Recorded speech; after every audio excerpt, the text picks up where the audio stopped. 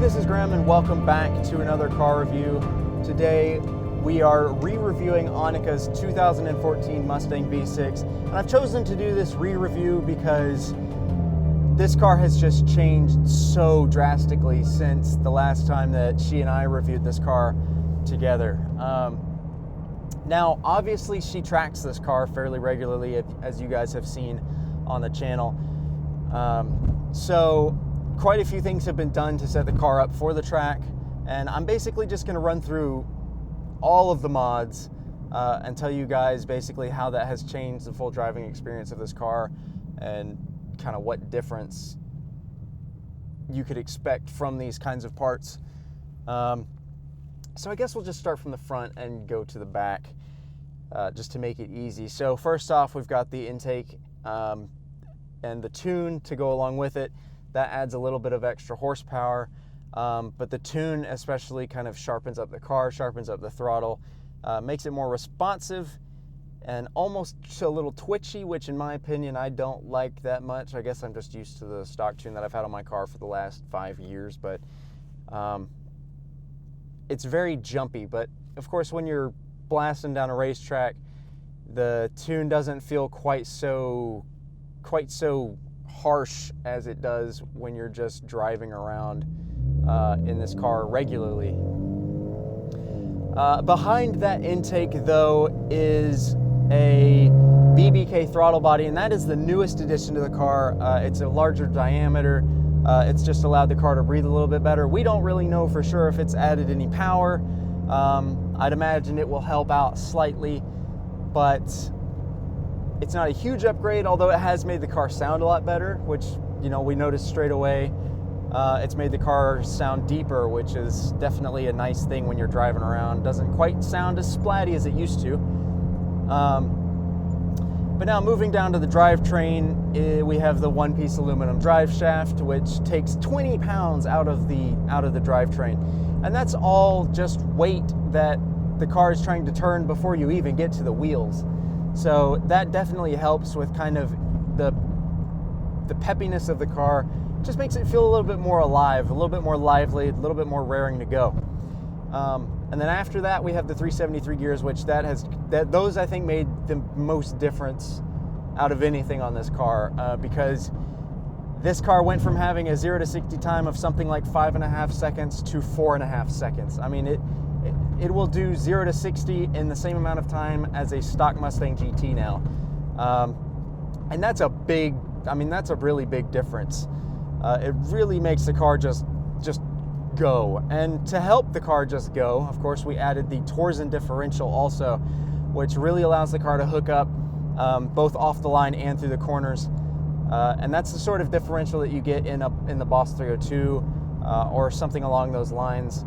Same style. Not exactly the same differential, but the same style, and it really helps on the track, especially with her cornering capabilities and kind of putting all that power down.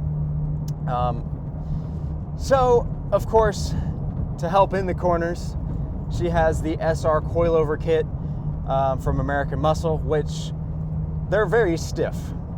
I mean, I'm not going to lie, they're not comfortable, but of course, that's probably not what you're looking for if you're going to buy a coilover kit. You probably want your car to corner well, and that is definitely what these help the car do. It just allows the car to corner completely flat, which is definitely what you want when you're on the track. To go along with the coilovers, we also have the adjustable sway bars and the adjustable control arms, which, again, the sway bars help the car just corner perfectly flat, give the car a nice rigidity that you most definitely need, and then the the control arms in general really keep that axle planted on the ground and kind of eliminate a lot of that wheel hop that you get from the factory setup. And that is probably because there are no bushings in these. It is just straight aluminum, which is probably what you can probably hear it rattling around back there a little bit. It does make some noise, but again, this car is built for the track, or set up for the track, not for the street. So speaking of noise, we will now talk about the exhaust setup on this car, which is, I mean, it's ridiculous. She's got shorty headers, which really help with your high-end torque. She's got a Bbk catted mid-pipe. Unfortunately, the car is still registered in a emissions county here in Georgia, so she had to get that catted mid-pipe. Not that it's really hindered the performance of the car in any way, because they are still high-flow cats. But behind that are the Roush Axle-Backs, which she's had on this car since the beginning. And they still sound fantastic. They sound completely different with the changed exhaust setup, but they do still sound great. They are a racing style muffler. They definitely help the performance of the car. They do not restrict the exhaust in any way. But the problem with her car was that it was way too loud for some of the racetracks. She would blow the decibel limit out of the water. So we have added some resonators on the mid-pipe just to kind of tone the car down a little bit. And then of course the Bbk Throttle Body, as I was saying earlier, has kind of made the car a little bit deeper, and now it doesn't sound quite so unbelievably loud, splatty and shouty. It actually sounds much more refined and much more aggressive now, in my opinion, because of its kind of low, deep nature. So the last thing on the list of performance modifications are the 6-piston Wilwood Brakes up front, which have just helped this car stop on an absolute dime. I mean, it's unbelievable. These are like supercar style brakes. And of course, these do have racing style pads as well, which really add to that bite and give them a much higher temperature resistance, so that they're still working at their most efficient under the most extreme conditions. Something else I'd like to add, though, is that she has an extra set of wheels and tires specifically for the racetrack. She has some flow-formed wheels and Nido Intio 1 tires, which are super sticky tires, and those have definitely helped her lap times increase as well, and have obviously improved the performance of the car on the track, and are definitely not tires that you would want to run on the street, because they need to be hot to be working efficiently, and they will not get up to operating temperatures just driving around on the street. So she has these MMD 551C wheels with really 2 sets of tires on them right now. They're Cooper tires up front and Mickey Thompson street comps out back. And that is because the camber on the front tires wore out the Mickey Thompsons really quickly, so she had to get the front tires replaced, and these are what she could get for a deal. And to be honest, I think these Cooper tires hook up better than the Mickey Thompsons did, just kind of grip a little bit better. Of course, she's got the Cervini's GT500 style additions to the front, the chin splitter, and the grills. And then she also has the APR carbon fiber adjustable splitter up front, which is the big one that you see. And that adds downforce on the track. And you can really feel that thing working when you're flying around the track at 150 miles an hour. So moving back, of course, she's got the black roof, all of her custom decals, the Roush rear spoiler, the RTR deck lid, and the Boss 302 rear diffuser, which all add very aggressive styling to the car. But I also like that she hasn't added too much to the outside of the car. It's just enough to kind of give it that flair, give it that race car kind of look without being overdone, like a lot of cars that you see these days. No wide body kit or anything like that.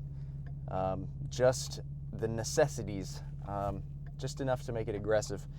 And of course, she's got the gray with black and red accents look going on, which is, of course, a very sporty look, which I really love.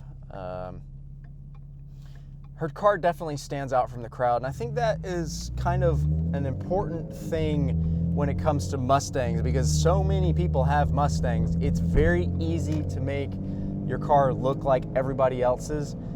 So it kind of helps if you think outside the box and try to come up with some like subtle but unique and one-off modifications that you can do to your car.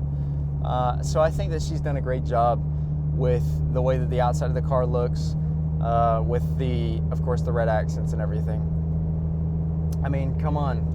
Most guys don't have a Mustang that looks this cool, which is one thing that I really love about Annika and her car, is that, you know, she didn't want to do that thing that most girls do where they put pink stripes on their Mustang just so that you know that it's a girl driving it. She doesn't want it to look like a female-driven car. She wants it to just look like her car. She wants it to be unique. She wants it to be aggressive. She doesn't want to like go along with any of the stereotypes, and she's definitely done that with all the decals, all the aesthetics that she's added to the car. It's definitely a one-off. You definitely recognize it whenever you see it out in the wild. And that's what's so cool about this car. And I think that's kind of what's cool about Mustangs in general, is that just how customizable the cars are, and just how easily it is to make it look your own, make it stand out from the crowd. Just to have fun with. Like, it's great. They're great. They're such great cars. And I think Annika has definitely done a great job of making this V6 like the ultimate V6. And it's funny because like it really helps me out, because my whole thing is I like to stand behind the V6 because I think it's very underrated. I mean, it's definitely underrated. It's so many people look down on these cars, think that you need the V8 for it to be a true Mustang, when no, you definitely do not. You can do so much with the V6, and her car definitely backs that up. Definitely shows you what's capable with this platform, and how feasible this car actually is as a performance car. It's not just some economical thing that you should drive for getting good gas mileage. It's something that you can actually buy and use as a properly capable platform, which I think is fantastic. It's absolutely fantastic. And this car is absolutely fantastic. Now, I wouldn't want to drive this car every day, and honestly, I don't think she would want to drive this car every day, which is why she has another car. But this car is so well exceeds at what she has designed it to do, that I think it just goes to show that the V6 is just so much more than what people say that it is. I mean, it's really something that you should look at and consider, especially if you're looking at a car that's fun to throw around in the mountains, on the racetrack, because it is so good at that. So I guess that's all I've got for today, guys. We'll call it quits there. But thank you all so much for watching. As always, take it easy.